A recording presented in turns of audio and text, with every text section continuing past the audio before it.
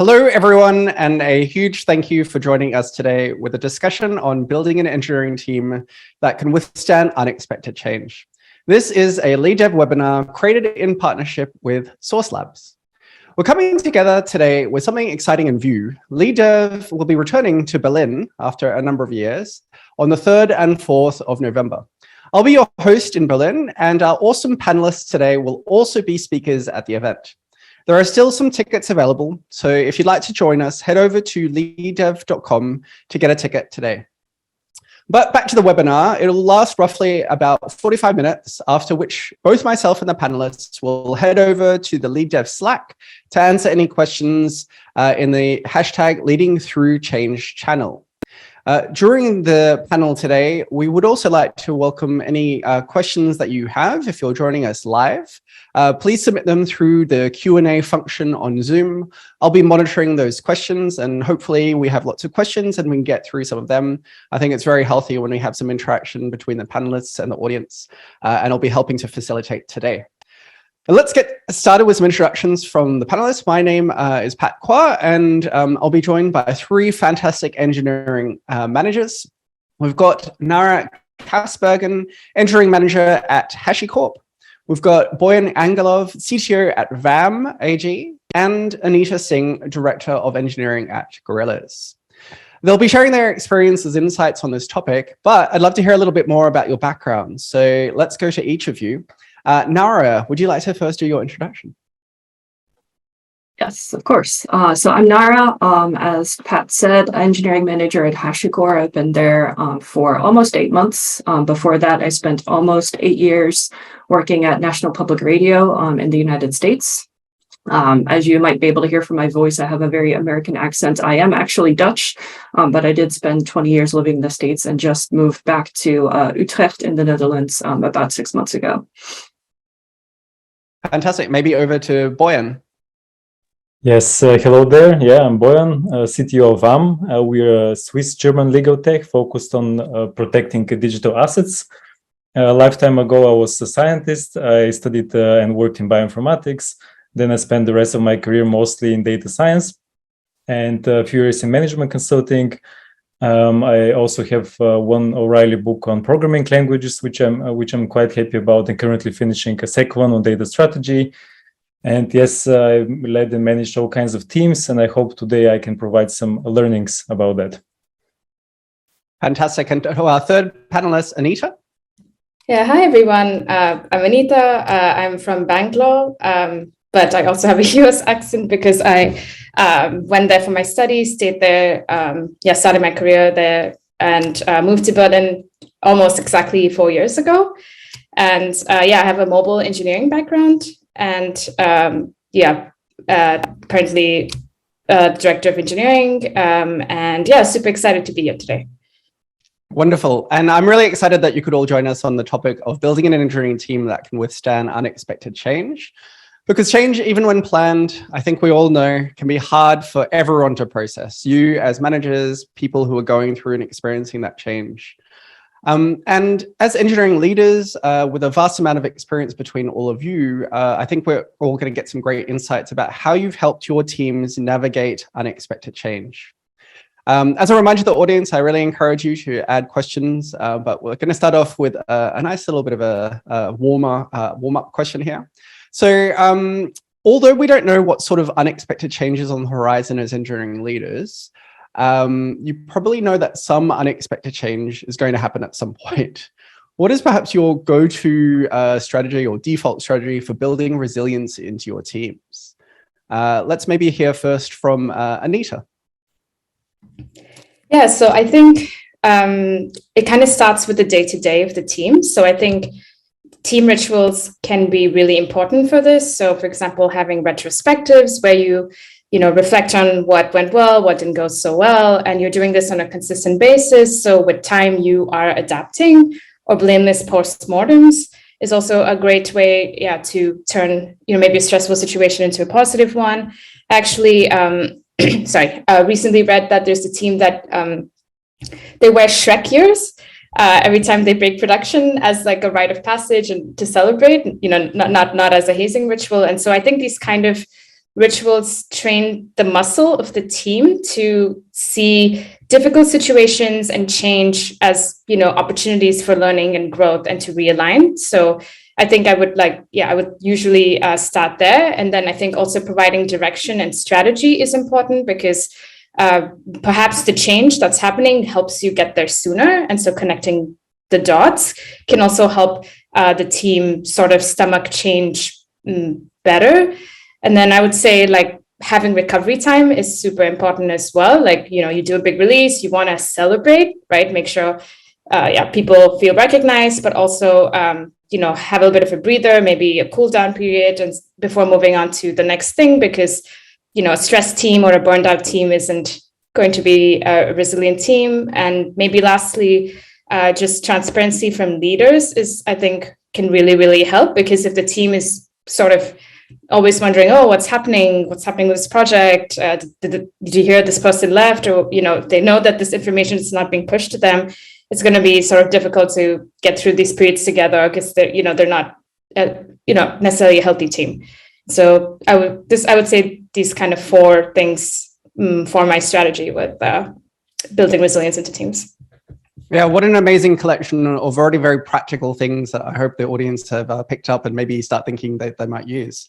What are some of your go-to default strategies, Nara? Yeah, so I will preface this by saying I'm still fairly early in my journey as a manager. I've formerly been a manager for about 2 years now, and so my strategy is definitely still a work in progress, especially since there are several different types of challenges that I haven't faced. And so I don't know for sure yet how well my strategy scales. I think overall, my strategy for dealing with any kind of challenges usually falls back to the 3 pillars of empathy, transparency, and authenticity. The first 2, I think, are fairly self-explanatory.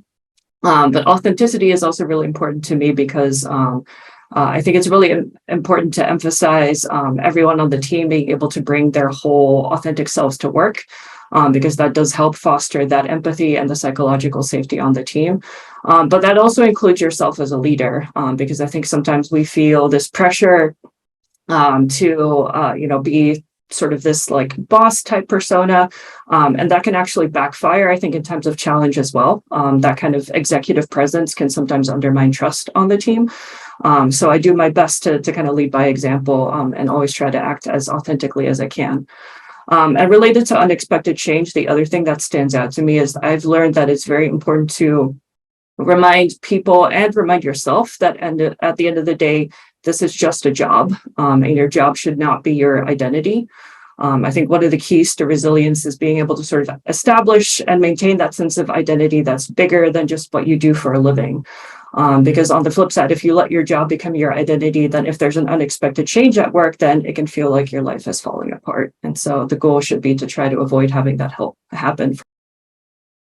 Wow, some really wonderful wisdom there. I think a different way that I've sometimes heard about that separation is that, maintaining boundaries. And I think that's such a key thing. And I totally agree with understanding the boundaries you have to understand what things you can actually influence, control, and you are responsible for. So some great advice. Boyan, over to you. Yeah, I mean, there was already some super good points, and I really have to confirm what Anita also mentioned, I think, was about the small wins. I think this is super cool, the structure rituals, because at the end, you have to fall back to those. And I think the team has to at all times feel productive. They're achieving small things. Of course, when there's times of stress, uncertainty, you can expect the productivity to drop. But I think those small wins really help. So the structure, I think one important thing is to treat it as a bit of a bank relationship. In a way, you have to invest before something happens. So I think as a leader, you always have to prepare for change, especially when things are good. I think that's exactly the time where you should be very vigilant, and you should spend time on investing into stuff that can help you. And the stuff that can help you, I think Nara also mentioned, really the relationships, the culture. People say culture is strategy for breakfast, and I would definitely agree. In times of uncertainty, you have to treat your team as adults as well. You shouldn't forget that you can also lean on them a little bit and tell them, okay, things are uncertain. I need you to stand with me as a leader as well. This is for your own mental health, I think, and this gives a lot of respect and power to your team. And overall, I would say just in times of less stress, invest in the relationships and the culture. So when things happen, you're prepared. Some fantastic thinking, both in that sort of short term, the things that you can do now and investing that and kickstarting that sort of trust relationship and thinking about that long term as well. Wonderful set of strategies you've all shared. I'd love to hear some stories about unexpected change. We all love sharing stories. So maybe let's start with Nara. Tell us about an unexpected change that you've had to face with your team. What was the situation and what was your approach for helping them get through that?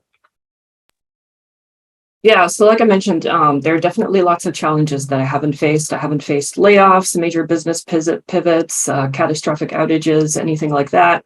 But interestingly enough, one challenge that I have faced several times in my 2 years as a manager was losing a valued team member and having to hear that, they've decided to leave the company. And so that was the most recent unexpected change as well, where the product manager on my team decided to leave. And so one benefit of having gone through this several times by now is that I have had that opportunity to kind of polish my response.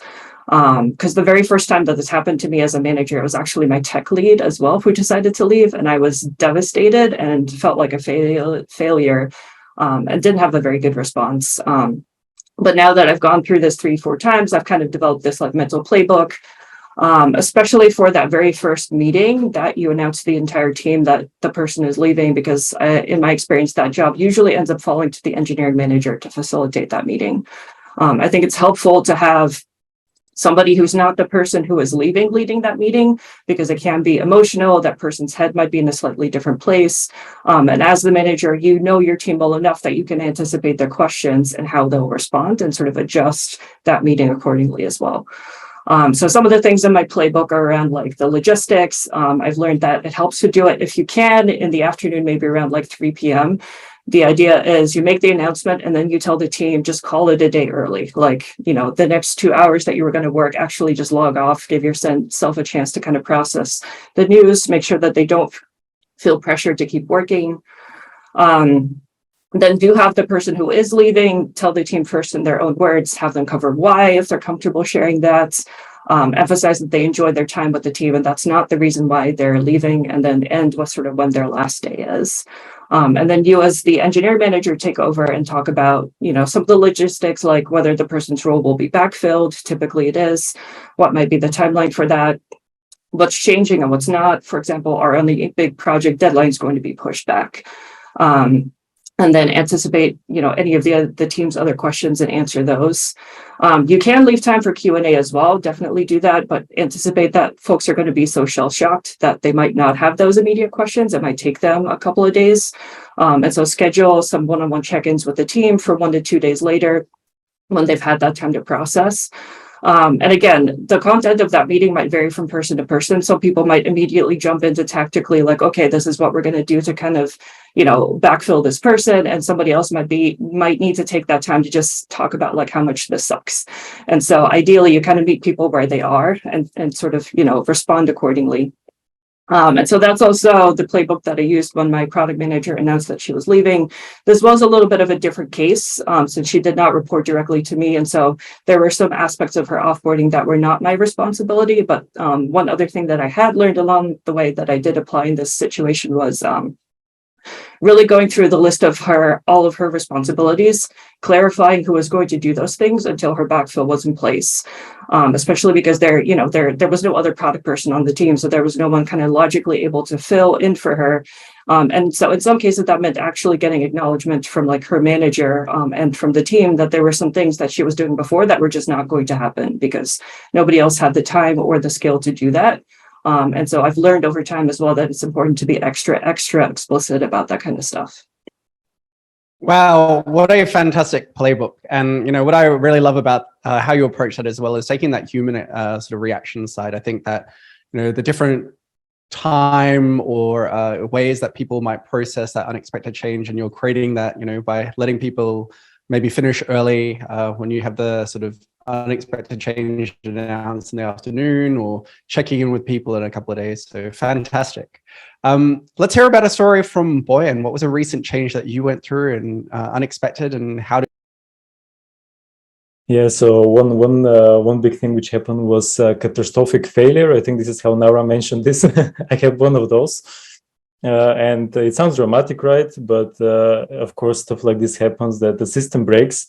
And of course, it brings a lot of uncertainty. In that case, it was a legacy system, which, to be honest, I didn't even think we have people in the company with a skill set to address, right? So it's that type of a system. So where you really have nowhere to turn. And it was very important. It was connected to all kinds of other systems. A lot of people were depending on this. And yeah, so this brings a lot of uncertainty. And of course, news of this break very quickly through the organization, so everybody knows.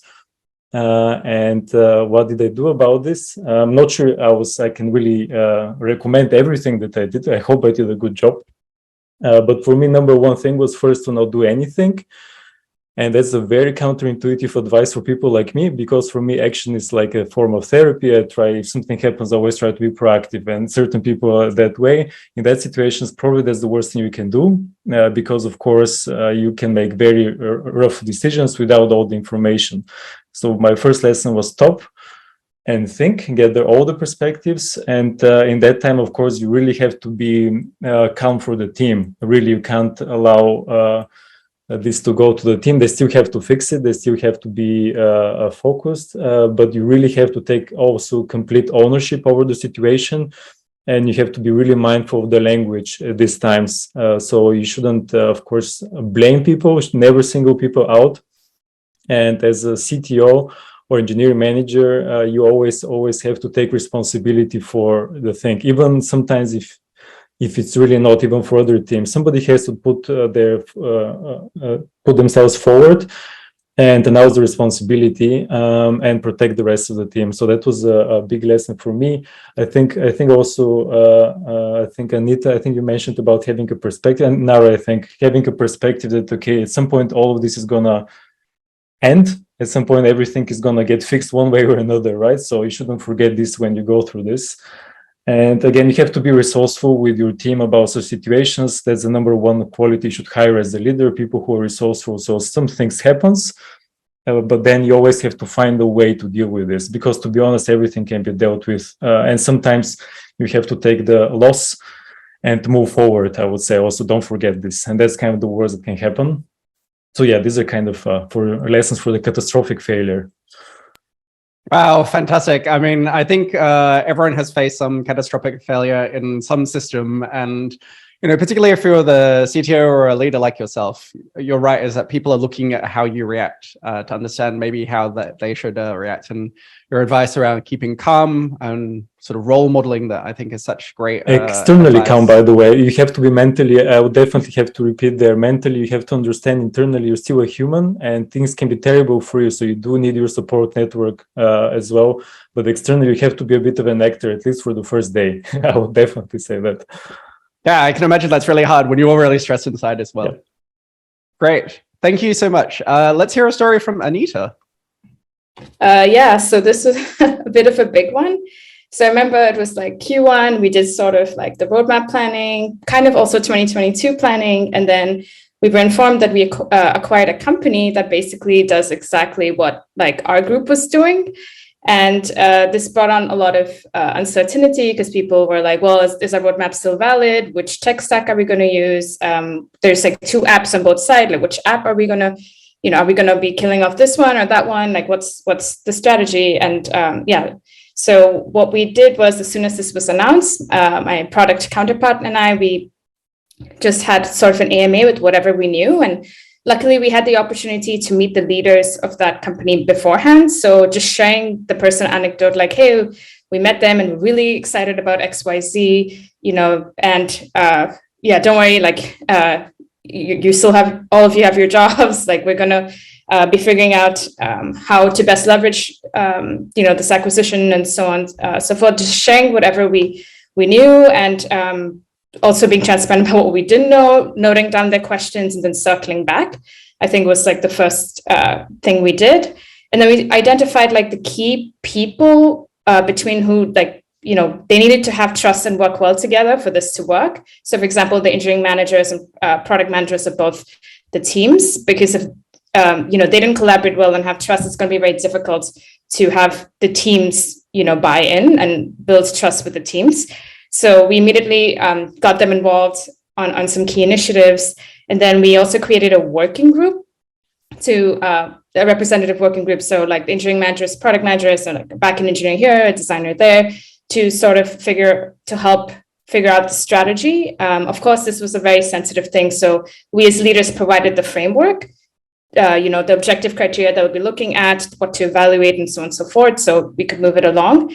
And then they then shared the strategy and like how we're moving forward with all the engineers. And so this also helped with buy-in as well, right? So this wasn't a top-down thing that we just in a silo figured out. Like people were involved, people were informed along the way. It's kind of also what Boyan said, right? You don't want to jump and make a decision and announce it just to have a decision. You want to take the time to do that, right?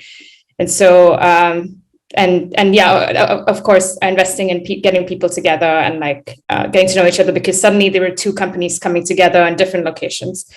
And so this was I think a really big change that completely changed our roadmap. But this is kind of how we dealt with it. Wow, what a fantastic story. And I love, what you said around like, not having to deal with this by yourself, right? Like working with other leaders, getting other people involved. As leaders and managers, everyone sometimes feels it's my responsibility to take care of this. But it's a great reminder in your example of, bring in other people who have different perspectives, set the framework and work with them to actually deal with that unexpected change. Fantastic set of stories. We have a great question, and I think it's, I'm going to direct this at Nara because it's in response to one of the comments that you had. So I think this was about, when you deliver the news to your team of perhaps somebody leaving late in the afternoon and you encourage your team to perhaps leave early. So the question is, it's maybe easy to say, leave the team, let the team leave a couple of hours early. But what happens if you're in a situation where you have really tight deadlines and the team has to typically work extra hours, which happens a lot in sort of startup companies? Is there anything that you can do for your manager, as a manager for your team, even though the company's goal might be different? How would you respond to that?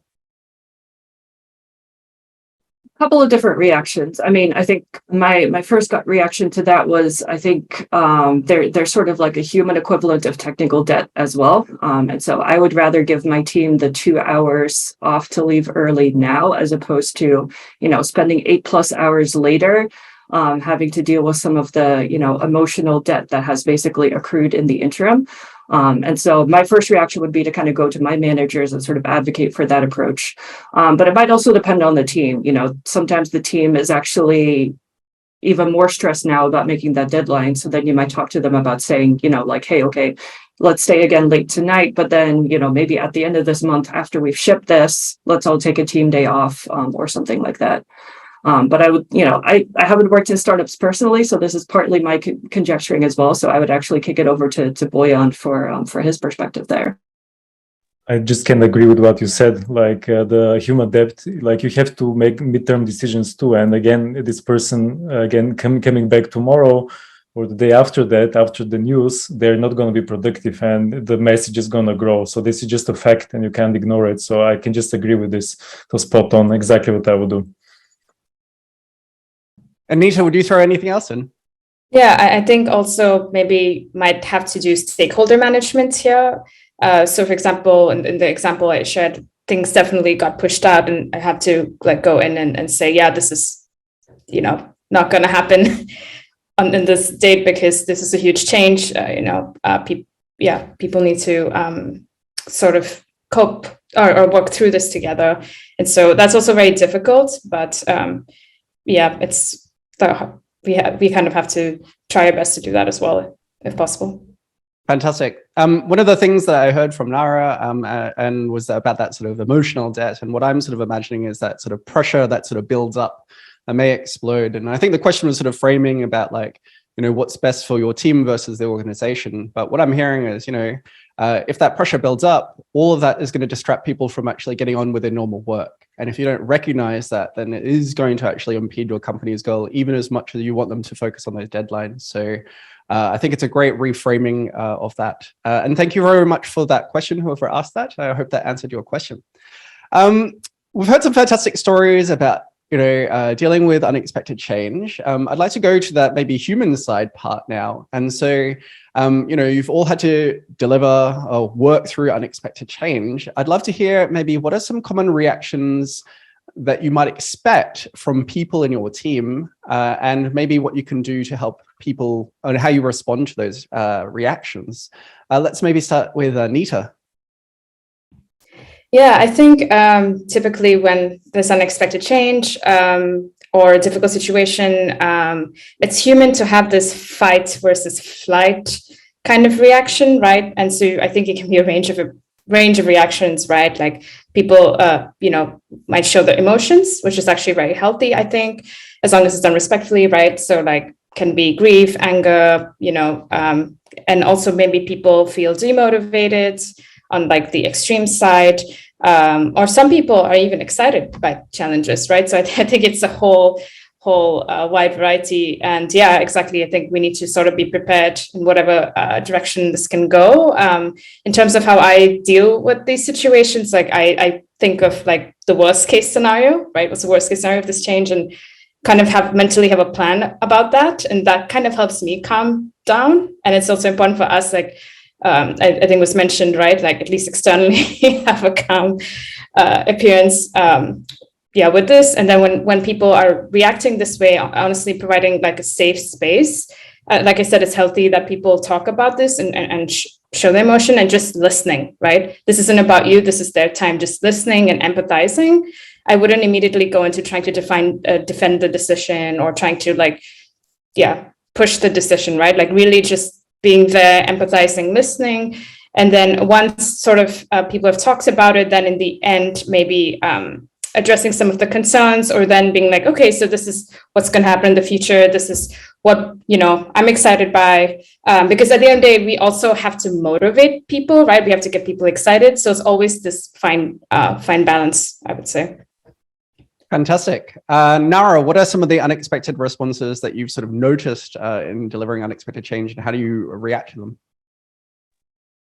Yeah, I've definitely noticed that they can be all over the spectrum. I mean, it's rare, but occasionally people will actually be excited, especially if they can see opportunities to kind of grow their career, maybe in a new direction or something that they wanted to do for years and now might get the opportunity to do.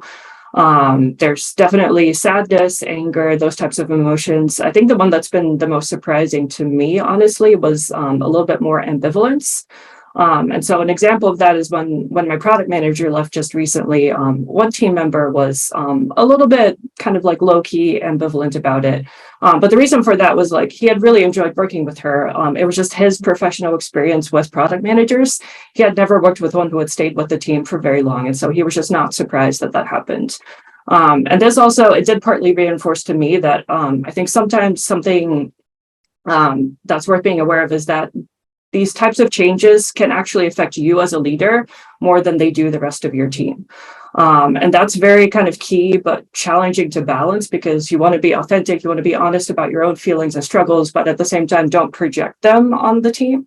Because I think that was definitely the case for me here, where I was just like devastated after my PM left and the team didn't quite feel the same way. But I personally place a lot of value in sort of venting, having that moment to talk through my feelings and say, this sucks out loud before I'm ready to jump into solutions. As a manager, this can be really tough because most of the time it's not actually appropriate to do that with your team.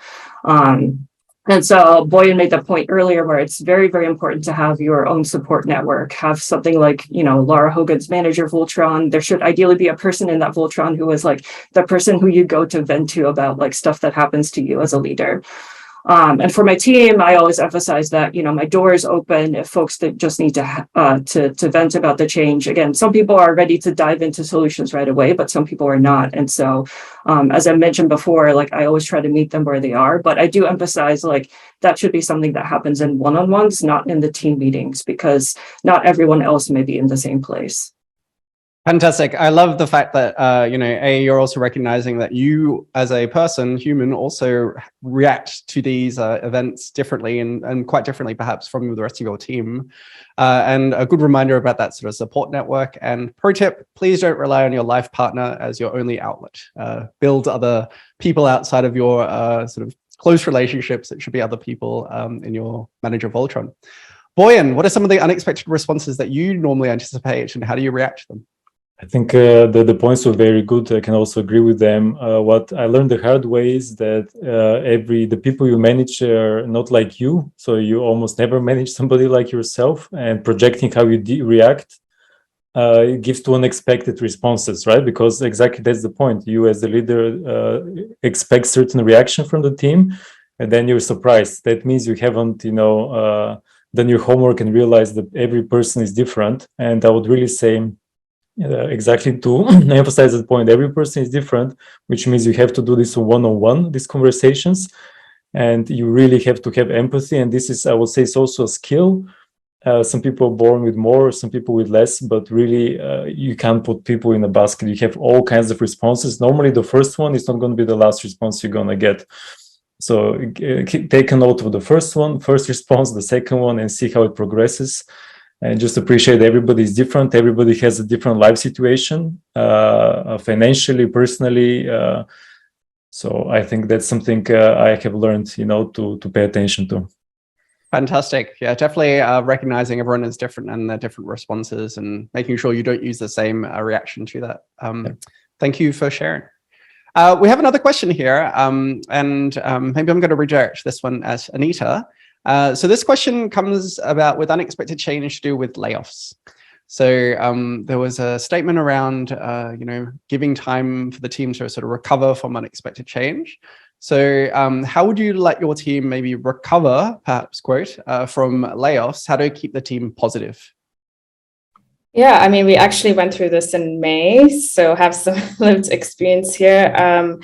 It's, I think, really important to, when it happens, to first make sure you check in with everyone, or actually, I would say it's really important that it's very clear who's impacted, who's not, and then that you're there and you check in with everyone, right? And again, share whatever you can, and also again having time to recover. We gave a couple of days off, and then I think it happened on Thursday, and then Monday we sort of regrouped. We also had a sort of AMA situation, Ask Me Anything, all hands, where people could ask questions, and then also shared what's coming in the future. But yeah, in terms of the team, of course, it's a very difficult thing to do. I think one of the most difficult things you can go through. And one thing is that people have, I think, survivorship guilt, right? That they feel guilty that they're the ones who stayed, and their coworkers maybe lost their jobs. I think it's really important though to work through those feelings together, because this is not their burden to bear. They didn't make this decision, and you shouldn't feel guilty for having a job, but it's just being aware that people will have these feelings, investing in sort of team get-togethers. I remember the day it happened, we all met up after work. We also mobilized to help people who were impacted. I think that also really helps. We did proper farewells for the people who are impacted. And then, I think just, again, trying to, have these safe spaces where people can talk, and, getting people together, and then having that recovery time, and just kind of, again, seeing where the direction's going now and getting people excited about what's to come. But definitely it's really important that, to have that recovery time in this case. You can't the next day be business as usual, let's ship XYZ. That's just not going to work. And I think one thing that was also, I think, helped was people were on Slack for, I think, a week after this happened. And so we really got a chance to say our goodbyes and farewell. And that's something I think I'll take with me. Fantastic. Yeah, thank you for sharing that tough situation and that story. Absolutely. Lots of great advice there. Boyan, have you had to lead any layoffs or rounds of that? And would you have advice? Not at a big scale, but some people had to let go. And my advice, again, going a bit my personality, because I do like to talk a lot, and I do like small talk. But in this case, I knew that when you deliver such news, that's the last thing you want to do. Is you just have to get on with this, and the way you communicate, for example, if the CTO writes you on Slack, because my normal communication is always to put an emoji. let's meet. And I always tell people what we're going to meet about, because when the CTO sends you a message, we need to talk, right? And it's so out of the, people know it's not going to be nice, because I always ask people and I always tell them what this is going to be about. So never sugarcoat this. I always say, be very direct at the beginning, explain yourself, and just make it quick. And it has to be quick, the first news, I would say, because the people just have to process this. Once you deliver the news, people just stop listening, basically, and you just give them time, and then maybe a day or two, if you can, and then you can come back to them and be kind of support them as much as you can, if that's possible. And yeah, I think that's the way I did it. Fantastic. Thank you very much for sharing. I think any not massive layoffs, but even that personal, letting one person go is a tough situation. So great advice. We're coming up to a close, but what I'd like to do is give each of you an opportunity to share one more bit of advice. So we're having a lot of people that are going to deal with lots of unexpected change. I'd like to ask each of the panelists here about, what is one more concrete bit of advice that you would offer people as a final takeaway? So Nara, would you like to first go with your single bit of advice? I don't know that this is radically different from what we've talked about already, but I think at the end of the day, for me, the most important thing to remember is still to put on your own oxygen mask before helping others. As a leader, you need to make sure that you are in a good spot before you can really help your team. And it can be so tough, because I think many of us here on this call, it sounds like, are folks who subscribe to that idea of servant leadership. And so it's very easy to kind of sacrifice yourself in the service of your team. But if you burn yourself out, you're not going to be able to help your team either. So, acknowledge the parts that are tough, acknowledge your feelings, develop that support network, and make sure that you feel well equipped to lead your team through whatever happens. Love it. Boyan, what is your final piece of advice for the audience? I think I'll just repeat what I said at the beginning. Really, in times of peace, really invest in yourself, invest in your team, and make sure they're prepared, because things will happen, and you have to assume that bad things will happen. It sounds a bit pessimistic, but it's just a question of time, and it's going to give you this comfort that you and your team is ready. So just prepare. Fantastic. And Anita, your final piece of advice? I'd say building resilience into teams is something that takes hard work and a lot of time, and every little thing counts. So I would say just be patient, keep at it. And you kind of need resilience to build resilience into your teams. So exactly what Nara said. Also, like having a peer group where, you have the support network is very crucial. Really wonderful. In today's panel, we've heard so many things about preparing before unexpected change, even if you don't know exactly what that unexpected change is going to be. We've heard lots of good concrete examples of dealing with situations of unexpected change, helping people through that, dealing with some of the situations like layoffs and making sure that your team has time to recover. I'd like to thank all of our panelists. And before we go, I'd like to also remind you all that we will be coming to Berlin on November 3rd and 4th as part of LeadDev. And all of our awesome panelists today are going to be speakers at the event. And to whet your appetite, I'd like to give them a little bit of a chance to tell you a little bit about their talk. So Anita, would you like to tell us what you're going to be talking about at LeadDev Berlin? I'm going to be talking about the transition from being an engineering manager to managing managers. And typically, when you go from an individual contributor to a manager role, that's like a huge change. And I thought this would be, a smaller change because it's still in the manager's track. And honestly, it felt similar, felt like a, big change. And so I'm just going to talk about like how your job might change, what's the same, like what are things to consider before making such a change, what are common misconceptions and some mistakes I made, lessons I learned. Hopefully this will help people to make easier or have better transitions in the future than I had. Fantastic. And I know that transition from IC to manager is tough, but that manager to manager of managers is also just as tough. So I think that'll be very invaluable. Boyan, why don't you tell us what you're going to be talking about at LeadDev Berlin? Yeah, actually, it's a bit related to what we discussed today. It will be about how do you make decisions in black box scenarios.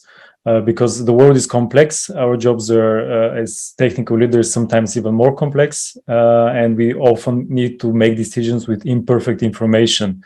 And that imperfect information can be your software, it could be your people. And you just maybe have 50% of the information, then you need to make a decision. Could be a legacy system that nobody understands, but you still need to keep operating without catastrophic failures. And basically, I'll show you obviously some hopefully useful advice how to deal with this, how we can change the input-output of such systems and be able to make at least a good decision in some good direction. Fantastic. And I know decision-making is always hard for all engineering leaders. So more models or approaches about how to improve that, given more uncertainty, is going to be very valuable. And Nara, what are you going to be talking about at LeadDev Berlin? Yeah, so my talk is called The Truth About Burnout, and it seeks to demystify many of the common misconceptions about burnout. For example, the biggest one being that it's only caused by overwork. And so the solution is just give people less work for a while. And so it does reference extensive research, especially by Dr. Christina Maslach, which talks about other challenges that contribute to burnout, like, for example, lack of control, conflict in values, and the importance of belonging. And we'll also discuss briefly how the pandemic made some of those challenges even harder. And then I'll touch on briefly as well the challenge that I mentioned at the beginning of this webinar with that idea of, you're at risk for burnout if your identity is based on your job. And I think one of the key problems there is that our society tends to reward people who are very passionate. And so those passionate people tend to build their identities around their jobs, and then they burn out as a result. So one of my theses is that, burnout is really more of an organizational and cultural issue rather than an individual one. But most of the proposed solutions that organizations have are very individual, like sending people to mindfulness classes or giving them a short leave of absence. I'm not going to have, the solution to every single problem. It's more kind of like to raise awareness that these challenges exist. But I do, and including some practical tips from my own experiences, because I did burn out at my last job, and I had a lot of time to reflect after that on some of the things that I wish my manager had done differently. And so I'm going to pass some of that advice along. Wow, amazing. I can't wait to hear that. And, I think this topic of burnout, I'm hearing a lot of this across our industry. With changes in work models from COVID lockdowns or things that are going on in different sort of countries, layoffs and uncertainty, that's definitely increasing that. And it's really definitely one of the things that's connected to our topic of this panel today of unexpected, is that you probably don't recognize when it's going to happen and how it's going to happen. It's definitely going to be an unexpected change. And then maybe if it's not you, it might be people in your team. And so if you're an engineering manager or a leader, you're going to have to definitely, respond and manage that situation. So can't wait to hear all of your talks. And hopefully, if you've been excited by some of them, we will see you in LeadDev Berlin on November 3rd and 4th. Head over to leaddev.com to get some tickets. And I want to thank all of our panelists for all of your wonderful contributions today. I've certainly learned a lot. Love a lot of your stories and personal tips. I hope the audience have also picked away some very concrete, practical tips. And I'd also like to thank our partner, Source Labs, who have helped sponsor today's webinar. Thank you very much for all of the great insights. And we'll be now heading over to the LeadDev Slack under the Leading Through Change channel. So if you have any other questions or things that you'd like to discuss, there is a great opportunity to do that there. Thank you very much for joining us today, and we definitely hope to see you next time. See you all later.